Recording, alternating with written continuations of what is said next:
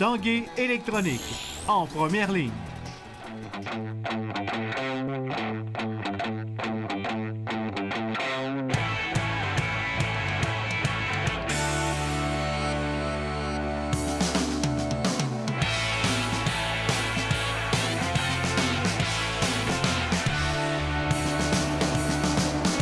Salut, ici Jonathan Fournier et bienvenue à l'Esprit sportif. Aujourd'hui à l'émission, on vous parle d'un sac de sport révolutionnaire. On vous parle également de la sous-carte du gala de boxe de samedi soir au Centre Vidéotron. Les gens qui se battront avant buter contre d'égaler. Mais tout d'abord, aujourd'hui, conférence de presse officielle du Red Bull Crash Test. On a rencontré plusieurs athlètes, certains de Québec et même le champion du monde, Scott Croxall.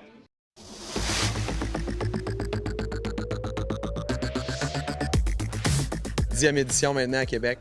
Donc, c'est déjà spécial, mais aussi de travailler avec l'organisation qui est habituée, qui est rodée d'année en année, donc qui a appris beaucoup. Ça simplifie la logistique autour du sport, mais aussi la construction de la piste puis tous les détails là, qui entourent un événement aussi grandiose.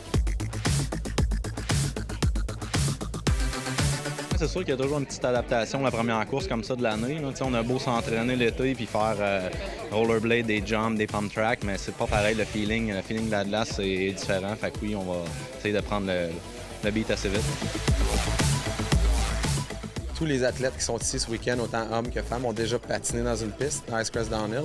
Donc, on peut pousser les pistes un peu. Avant, il fallait toujours penser aux nouveaux arrivants, donc garder la piste sécuritaire pour eux. Maintenant, ici, on peut challenger les athlètes un peu plus loin. Donc, ça rend la chose intéressante. On va voir des choses techniques. Peut-être subtilement, on ne les verra pas de l'extérieur, mais quand on va voir les athlètes compétitionner, on va pouvoir voir la différence entre ceux qui sont très bien préparés et ceux qui ont pris ça un petit peu plus à la légère durant la saison. C'est ce soir les premières pratiques, on chausse nos patins puis on essaye la piste là, où ce qu'il va falloir faire attention, où ce qu'on peut ouvrir au maximum. Là. Fait que j'ai bien hâte de voir. La première course, c'est tout le temps la course où tu brises la glace un peu. C'est la première fois que tous les athlètes sont sur une piste de Red Bull à chaque année. Donc, c'est certain qu'il y a certains athlètes qui doivent être un peu plus anxieux. Je dirais que le top 10 là, sont assez difficiles à déloger. C'est des personnes qui s'entraînent à l'année pour ça. Donc, mettons, moi, j'ai un background de hockey, là, donc c'est peut-être un petit peu plus difficile de me les marquer, tandis que le monde qui font du ski downhill, qui font des skateparks, des choses comme ça, vont vraiment se démarquer dans un type de piste comme ça. C'est sûr que Scott est assez dur à battre. Là. Il est assez solide dans tous les aspects de la course. Là. Sinon, c'est sûr que les deux jeunes Moriarty de Montréal sont assez durs à battre aussi. Là. Ils vont être surveillés cette année, d'après moi, pour le championnat. Scotty Croxall, he gets his first win! Yeah, I love coming back here. I've been here maybe 8 times now in high school and then for Crash Ice, so it's always nice to come back here and have my family and friends be able to attend this race, so I'm excited. Moi, je visais un top 30. C'est un petit peu ça que je vais viser à chaque course. C'est sûr que ça serait encore mieux d'avoir un quart de finale ou une demi-finale, mais pour l'instant, top 30, ça me satisferait comme résultat. I expect to do well here. Obviously, I want to be on the podium. That's always the goal. So I'll be working hard to try and get there. Deux bonnes riders, les deux champions de l'année passée. Ça va être intéressant de voir les performances des femmes cette année. Première année, championnat du monde des femmes. Les athlètes à surveiller, on a un grand et solide contingent canadien. Les deux Croxall, en fait, Scott qui est ici cette année pour défendre son titre. Puis les deux frères Moriarty, les gars de Montréal, qui sont leur 3e saison complète. Certainement des gars à surveiller pour le championnat du monde. Déjà cette année, sont définitivement des compétiteurs qui vont attaquer la première marche du podium. La tranchée franchie par les deux patineuses. Et je suis certain que notre animateur, je crois que c'est Pierre-Yves Laure qui va faire l'animation de foule ici, va sûrement mettre un doigt sur toi en disant « Ça, c'est une fille de Québec », ça va crier. Exactement. Puis un petit clin d'œil, mon chandail représente bien la région également. Donc, vous n'aurez pas de misère à me spotter sur la course. On te souhaite bon Red Bull Crash Test. Merci beaucoup. Deux hommes de Trois-Rivières ont développé un concept révolutionnaire pour les joueurs de hockey, un sac de sport auto-séchant. Ils sont venus le lancer à Québec aujourd'hui dans le cadre du Red Bull Crash Ice.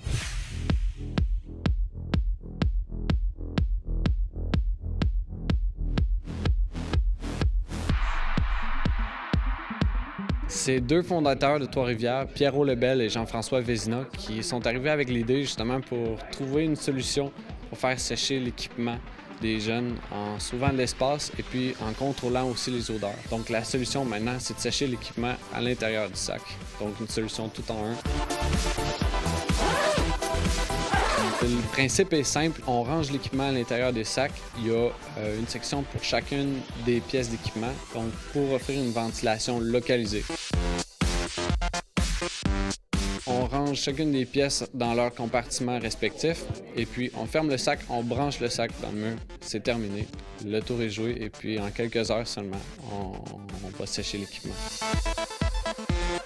Donc, on a deux cartouches odorants qui sont intégrées à la structure. Donc, aussitôt que le ventilateur est en marche, l'air est poussé à l'intérieur de la structure qui amène l'odeur dans chacune des pièces d'équipement qui fait en sorte qu'on arrive à contrôler les odeurs dans chacune des pièces. Aujourd'hui, il y a quelques athlètes du Red Bull Crash Test qui sont là pour endosser le produit, pour l'essayer avec vous. On remet à 5 athlètes du Red Bull Crash Test un produit pour la compétition au complet. On a décidé de se coller si on veut, star du Crash Test, les Crocs Stars, on les connaît bien. Puis il y a des Suisses également que vous en... Oui, il y a Jim de Paoli et puis Derek Wedge, qu'on surnomme le Rasta Rocket. On est très fiers de leur offrir leurs produits et puis qu'ils vont nous représenter aussi dans le marché suisse, puisqu'on est déjà présent en magasin là. Question facile, est-ce que ça marche? C'est très efficace. Donc, on est très contents. Même tous les joueurs, tous les athlètes qui profitent de nos produits adorent le sac en tant que tel puisque c'est très efficace. Là. Plus que simplement faire sécher son équipement à l'extérieur. On va souhaiter bon succès à ce produit québécois. Merci. Merci beaucoup.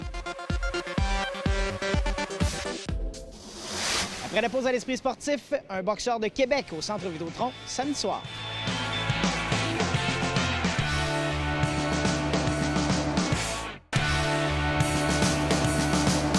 Pour le premier gala de boxe de l'histoire du Centre Vidéotron, James DeGale contre Lucian Boutet, un homme de Québec se battra en sous-carte. Stéphane Turcot a rencontré Sébastien Bouchard.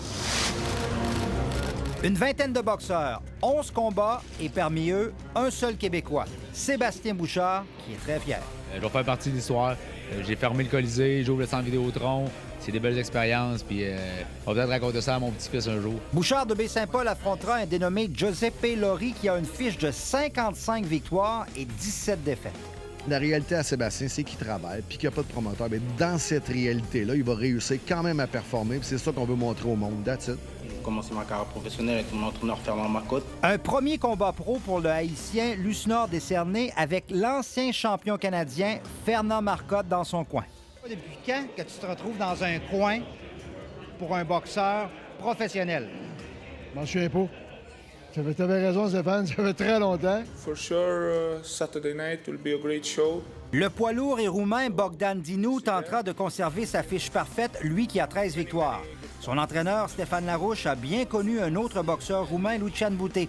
Mais cette fois, il est loin des feux de la rampe. Mais ça fait du bien. Ça fait du bien de ne pas être sur le spotlight tout le temps. Ça te permet aussi, ça confirme que tu aimes ce que tu fais. Et pour le président de Jim, le combat à surveiller en sous-carte, c'est celui d'un autre poids lourd, Oscar Rivas. Et on a déjà des demandes pour des adversaires qui sont classés dans le top 10 mondial. Donc lui, il est très, très près de ça aussi et il va vouloir impressionner. C'est aussi au cours de cette sous-carte qu'on rendra hommage au regretté Albert Ladouceur, qui a longtemps couvert des galas de boxe et qui est décédé en mai dernier d'un cancer du pancréas. Albert Ladouceur aura droit au traditionnel 10 coups de la cloche. Stéphane Turcot, TVA Sport, à Québec. Après 10 ans de Red Bull Crash Test à Québec, c'est important de former aussi la relève. Les jeunes des anciens participants ont fondé une petite école de Crash Test ici, à Québec. On vous présente le Kids Cross.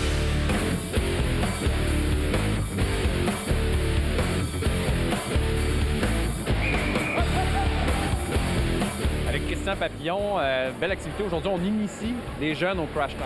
Oui, exactement. En fait, on appelle ça le Kids Cross.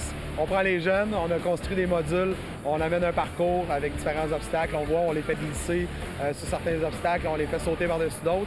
Et on a des modules aussi qui sont conçus un peu comme on voit dans les pistes du Red Bull Crash Test. Donc, des pistes, des modules rondes sur lesquels ils vont sauter puis aussi absorber. La première fois qu'on essaie ça? Oui, première expérience en fait ici avec l'école de mon ami Simon Tardy. On a fait l'école hockey sur mesure. On a adapté leur programme avec ça. Pour eux, ils trouvaient que on amène des nouvelles techniques, des façons différentes d'apporter de l'habileté aux jeunes. Puis de l'autre côté, ça aide à développer le sport. Donc c'était une série de 3 événements. C'est le 3e ici qu'on fait en fin de semaine. C'est sûr qu'aujourd'hui, de leur enlever leur bâton, là, c'est quelque chose de pas évident pour eux autres, mais ils s'amusent beaucoup puis ils apprennent, dans le fond, ici, à faire des virages brusques, à patiner en ayant du plaisir.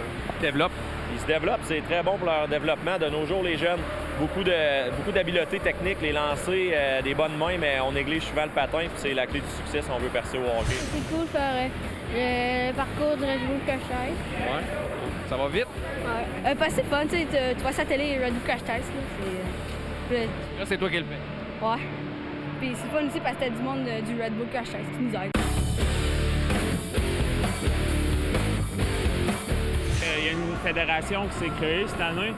Ça vise à développer le sport un peu en passant par les jeunes. Fait que ça limite un peu le nombre d'athlètes par pays parce que ça s'en venait qu'il y avait des puissances comme le Canada, les États-Unis. Fait qu'on essaie de balancer plus ça puis d'en rendre un sport plus international pour éventuellement amener ça aux Olympiques. C'est ça le but là, ultime.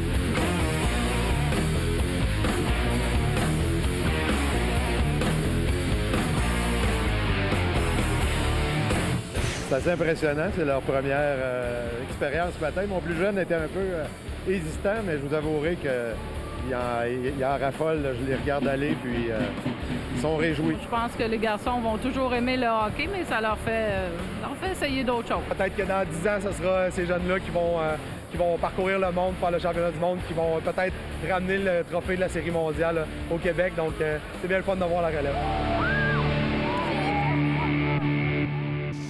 Avec le moins 1 degré qu'on prévoit à Québec samedi soir, il y aura pas mal de monde autour de la piste du Red Bull Crash Test. Et pour ceux qui resteront à la maison, la compétition est présentée à TVA Sport. Ici Jonathan Fournier, c'est tout pour l'Esprit sportif. On se dit à demain. Ciao!